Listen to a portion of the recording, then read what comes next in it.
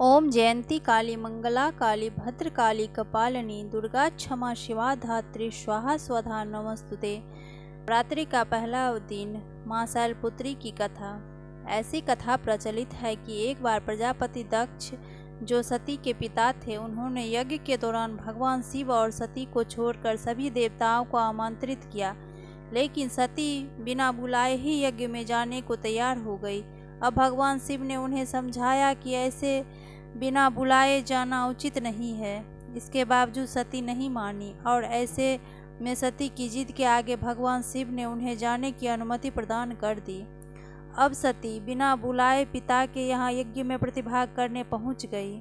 वहाँ उसके साथ बुरा व्यवहार किया गया। मायके में सती की माँ के अलावा सभी ने उससे गलत तरीके से बात की। क्या भाई और क्या बहनें, सभी ने सती और उसके पति भगवान शिव की खूब उपहास किया। ये कठोर व्यवहार और पति का अपमान सती बर्दाश्त नहीं कर सकी और उन्होंने खुद को यज्ञ में भस्म कर लिया। जैसे ही ये वाकया हुआ और भगवान शिव तक समाचार पहुंचा, उन्होंने तुरंत अपने गणों को दक्ष के यहाँ भेज दिया। गणों ने इस यज्ञ को विध्वंस कर दिया। अगले जन्म सती ने हिमालय की पुत्री के रूप में जन्म लिया। इस तरह उनका नाम शैलपुत्री पड़ा। जय माता ब्रह्मचारिणी की कथा। आज शारदीय नवरात्रि के दूसरे दिन माँ दुर्गा के ब्रह्मचारिणी स्वरूप की पूजा का दिन होता है। बता दे कि ब्रह्म का अर्थ तपस्या से है। माँ का ये रूप अपने भक्तों और सिद्धों को अनंत फल देने वाला है। उनकी उपासना से तप, त्याग, वैराग्य, सदाचार और संयम की वृद्धि होती है। शास्त्रों में ब्रह्मचारिणी का अर्थ तप की चारिणी यानी तप का आचरण करने वाली बताया गया है। देवी का यह रूप पूर्ण ज्योतिर्मय और अत्यंत भव्य है। इस देवी के दाएं हाथ में जप की माला है और बाएं हाथ में कमंडल धारण किए हुए है। चलिए जानते हैं इनका कथा के बारे में। मान्यता है कि पूर्व जन्म में इस देवी ने हिमालय के घर पुत्री के रूप में जन्म लिया था और नारद जी के उपदेश से भगवान शंकर को पति रूप में प्राप्त करने के लिए घोर तपस्या की थी। इस कठिन तपस्या के कारण इन्हें तपचारिणी अर्थात ब्रह्मचारिणी नाम से विहित किया गया। 1000 वर्ष तक इन्होंने केवल फल फूल खाकर बिताए और 100 वर्षों तक केवल जमीन पर रहकर शाक पर निर्वाह किया। कुछ दिनों तक कठिन उपवास रखे और खुले आकाश के नीचे वर्षा और धूप के घोर कष्ट सहे। 3000 वर्षों तक टूटे हुए बिल्व पत्र खाए और भगवान शंकर की आराधना करती रही। इसके बाद तो उन्होंने सूखे बिल्व पत्र खाना भी छोड़ दिया। कई हजार वर्ष तक निर्जल और निराहार रहकर तपस्या करती रही। पत्तों को खाना छोड़ देने के कारण ही उनका नाम अपर्णा नाम पड़ गया। कठिन तपस्या के कारण देवी का शरीर एकदम छिन्न हो गया। देवता, ऋषि, सिद्धगण, मुनि सभी ने ब्रह्मचारिणी की तपस्या को अभूतपूर्व पुण्य कृत्य बताया, सराहना की और कहा, हे देवी, आज तक किसी ने इस तरह की कठोर तपस्या नहीं की। यह तुम्ही से ही संभव है। तुम्हारी मनोकामना परिपूर्ण होगी और भगवान चंद्रमौली शिव जी तुम्हें पति रूप में प्राप्त होंगे। अब तपस्या छोड़कर घर लौट जाओ। जल्द ही तुम्हारे पिता तुम्हें बुलाने आ रहे हैं। माँ ब्रह्मचारिणी देवी की कृपा से सर्व सिद्धि प्राप्ति होती है। दुर्गा पूजा के दूसरे दिन देवी के इसी रूप की उपासना की जाती है। जय माता दी। जय माता दी।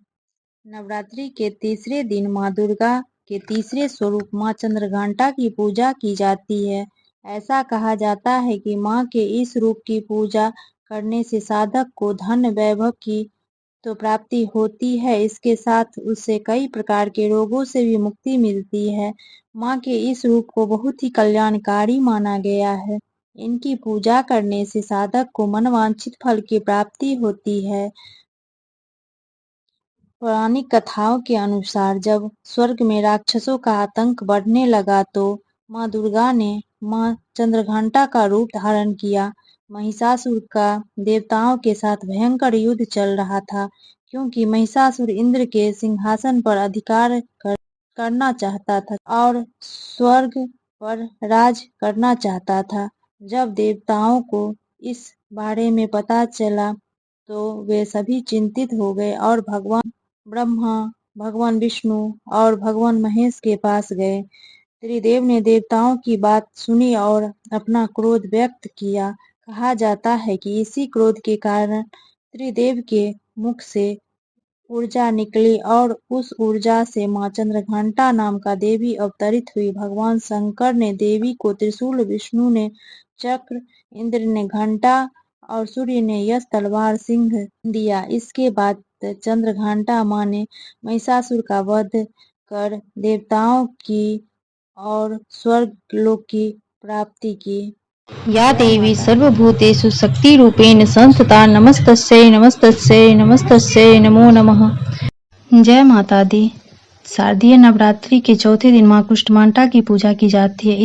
इस दिन मां कुष्मांडा की पूजा करने के साधक को मनोवांछित फल की प्राप्ति होती है। माता का रूप अत्यंत अद्भुत एवं अद्वितीय है। इनके पाठ करने से सभी मनोकामनाएं को पूर्ण होती है।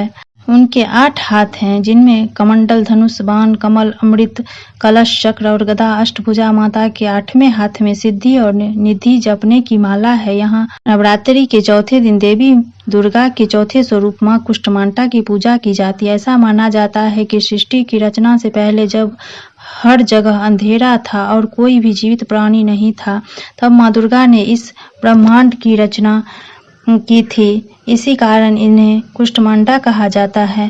ब्रह्मांड की उत्पत्ति के कारण उन्हें आदि शक्ति भी कहा जाता है। उनकी आकृति का वर्णन करने के लिए धर्म ग्रंथ कहते हैं कि उनकी 8 भुजाएं थी और वे सिंह पर सवार थी। मां कुष्मांडा के 7 हाथों में चक्र, गदा, धनुष, कमंडल, अमृत से भरा कलश, बाण और कमल का फूल और उनके 8वें हाथ में सभी प्रकार की सिद्धियां से भरी माला है। जय माता दी। सिंहासन गता नित्यं पद्मासितकरदया शुभादास्तु सदा देवी स्कंदमाता यशस्विनी। जय माता दी। माँ दुर्गा जी के 5वें स्वरूप को स्कंद माता के रूप में जाना जाता है। ये भगवान स्कंद कुमार कार्तिकेय नाम से भी जाने जाते हैं। ये प्रसिद्ध देवासुर संग्राम में देवताओं के सेनापति बने थे। पुराणों में इन्हें कुमार और शक्तिधर कहकर भी इनकी महिमा का वर्णन किया गया है। इनका वाहन मयूर है, अतः इन्हें मयूर वाहन के नाम से भी अभिहित किया गया है।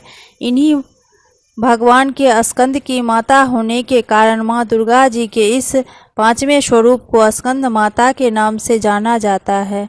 इनकी उपासना नवरात्रि की पूजा के 5वें दिन की जाती है।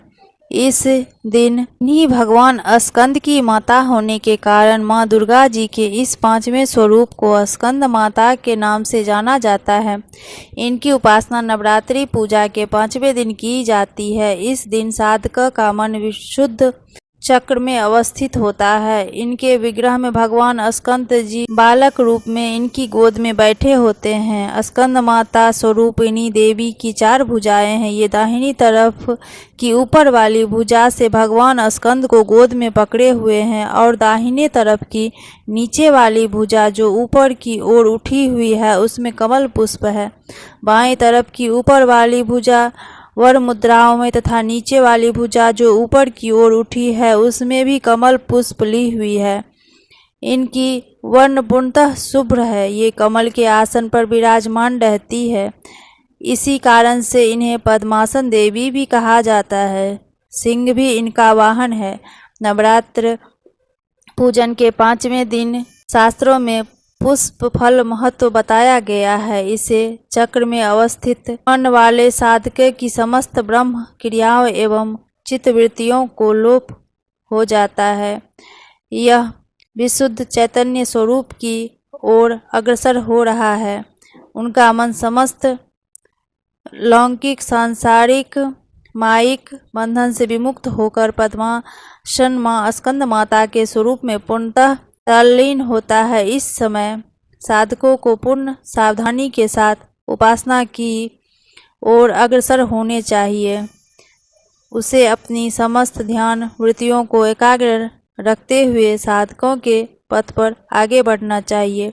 माँ स्कंद माता की उपासना से भक्त की समस्त इच्छाएं पूर्ण हो जाती है। इस मृत्यु लोक में ही उसे परम शांति और सुख का अनुभव होने लगता है। उसके लिए मोक्ष का द्वार स्वमेव सुलभ हो जाता है। स्कंद माता की उपासना से बालक रूप स्कंद भगवान की उपासना भी स्वयमेव हो जाती है। यह विशेषता केवल इन्हीं को प्राप्त है। अतः साधकों को स्कंद माता की उपासना की ओर विशेष ध्यान देनी चाहिए। सूर्यमंडल की अधिदात्री देवी होने के कारण इनका उपासना अलौकिक तेज एवं कांति से संपन्न हो जाता है। अतः अलौकिक प्रभाव मंडल अदृश्य भाव से सदैव इनके चतुर्दिक परिव्यास रहता है। यह प्रभामंडल प्रतिक्षण उसके योक्ष मेक्ष का निर्वहन करता रहता है। अतः हमें एकाग्र मन से मन को पवित्र रखकर माँ की शरण में अनेक प्रयत्न करना चाहिए। इस घोर भव सागर के दुखों से मुक्ति पाकर मोक्ष का मार्ग सुलभ बनाने का इससे उत्तम उपाय दूसरा कोई नहीं है। जय माता दी।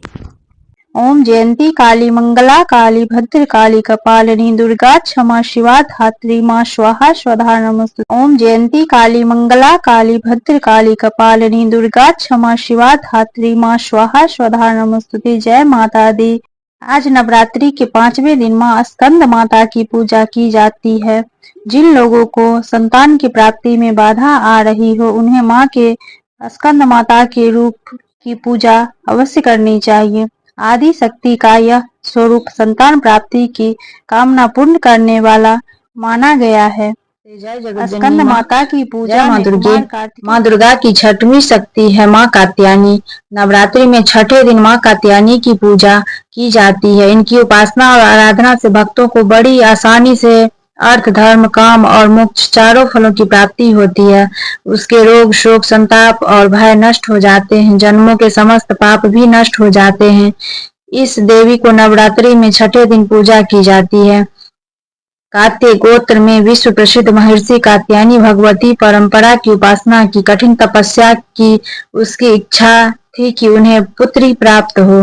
माँ भगवती ने उनके घर पुत्री के रूप में जन्म लिया, इसीलिए यह देवी कात्यायनी कहलाई।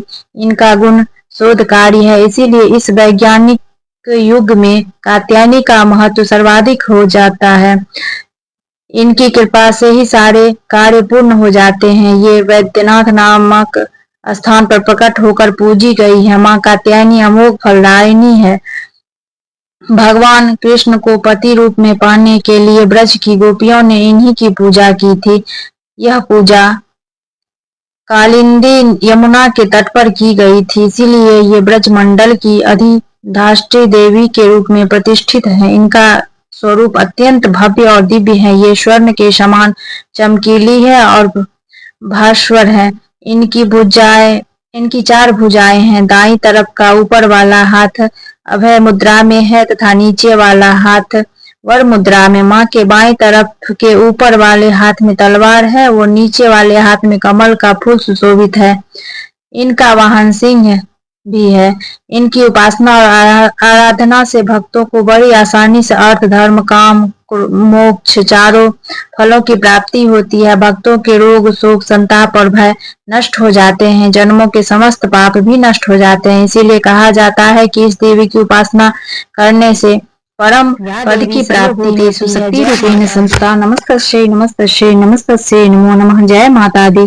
देवी कालरात्रि माँ दुर्गा का सप्तम स्वरूप है। माता अत्यंत दयालु कृपालु है। यह देवी सर्वस्व विजय दिलाने वाली है। मन एवं मस्तिष्क को समस्त विकारों को दूर करने वाली है। यह माँ दुर्गा की 7वीं शक्ति तथा कालरात्रि के नाम से जानी जाती है, अर्थात जिनके शरीर का रंग घने अंधकार की तरह एकदम काला है। नाम से ही जाहिर है कि इनका रूप भयानक है। सिर के बाल बिखरे हुए हैं और गले में विद्युत की तरह चमकने वाली अंधकारमय स्थितियों का विनाश करने वाली शक्ति है। कालरात्रि काल से भी रक्षा करने वाली है यह शक्ति। इस देवी के 3 नेत्र हैं। ये देवी तीनों ही नेत्र से ब्रह्मांड के समान गोल हैं। इनकी सांसों से अग्नि निकलती रहती है। ये गंधर्व की सवारी करती है। ऊपर उठे हुए दाहिने हाथ की वर मुद्रा भक्तों को वर देती है। दाहिने तरफ का नीचे वाला हाथ अभय मुद्रा में है, यानी भक्तों को हमेशा निडर निर्भय रहो। बाईं तरफ के ऊपर वाले हाथ में लोहे का कांटा तथा नीचे वाले हाथ में खड्ग है। इनका रूप भले ही भयंकर हो, लेकिन ये सदैव शुभ फल देने वाली माँ है, इसीलिए यह शुभंकरी कहलाई।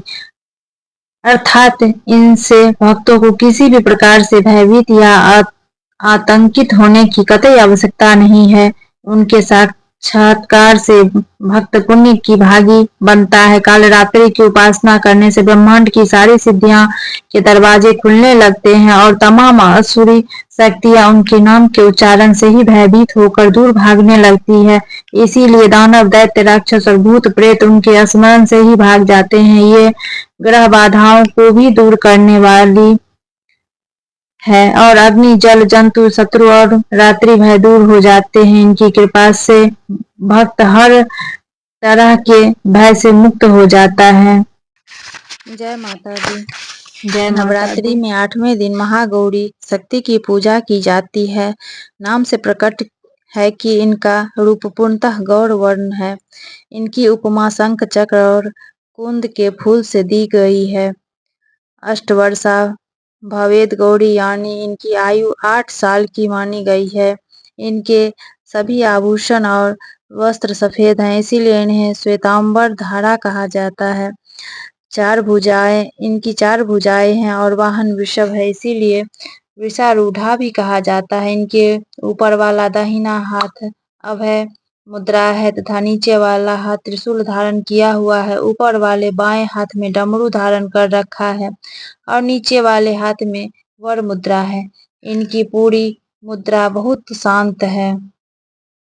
पति रूप में शिव को प्राप्त करने के लिए महागौरी ने कठोर तपस्या की थी। इसी वजह से इनका शरीर काला पड़ गया, लेकिन तपस्या से प्रसन्न होकर भगवान शिव ने इनके शरीर को गंगा के पवित्र जल से धोकर कांतिमय बना दिया। इनका रूप गौर वर्ण का हो गया, इसीलिए ये महागौरी कहलाई। ये अमोद फलदायिनी है और इनकी पूजा से भक्तों के तमाम कष्ट कल्पमस धुल जाते हैं। पूर्व संचित पाप भी नष्ट हो जाते हैं। महागौरी का पूजन, अर्चन, उपासना, आराधना कल्याणकारी है। इनकी कृपा से अलौकिक सिद्धियां की प्राप्ति होती है। जय माता दी। नवरात्रि के 9वें दिन माँ सिद्धिदात्री की पूजा की जाती है। तो माँ सिद्धिदात्री की कथा इस प्रकार से है। माँ सिद्धिदात्री भक्तों और साधकों को यह सभी सिद्धियों को प्रदान करने में समर्थ है। उनकी अनुकंपा से ही भगवान शिव का आधा शरीर देवी का हुआ था। इसी कारण अर्धनारीश्वर नाम से प्रसिद्ध हुए थे। माँ सिद्धिदात्री 4 भुजा वाली है। उनका वाहन सिंह है। यह कमल पुष्प पर विराजमान है। उनकी दाहिने तरफ के नीचे वाले हाथ में कमल पुष्प है। प्रत्येक मनुष्य माँ की कृपा अवश्य प्राप्त करे कि माँ सिद्धिदात्री की कृपा प्राप्त करने का निरंतर प्रयत्न करने का प्रयास करें। माँ जगदम्बे की भक्ति पाने के लिए इसे कंठस्थ कर नवरात्रों में 9 दिन इनका जाप अवश्य करना चाहिए। या देवी सर्वभूतेषु माँ सिद्धिदात्रीन रूपेण संस्थिता नमस्तस्यै नमस्तस्यै नमस्तस्यै नमो नमः। या देवी सर्वभूतेषु माँ सिद्धिदात्री रूपेण संस्थिता नमस्तस्यै नमस्तस्यै नमस्तस्यै नमो नमः। अर्थात इसका अर्थ है या सर्वत्र विराजमान और माँ सिद्धिदात्री के रूप में प्रसिद्ध अम्बे माँ, आपको बारंबार प्रणाम करता हूँ, आपको बारंबार नमस्कार करता हूँ। हे माँ, आप अपनी कृपा मुझ पर बनाए रखना, मुझे अपनी कृपा का पात्र बनाए रखना। जय माता दी। अगर इस पूरी कथा में मुझसे कोई कथा कहने में कोई गलती हो गई हो तो मुझे क्षमा करें। जय माता दी।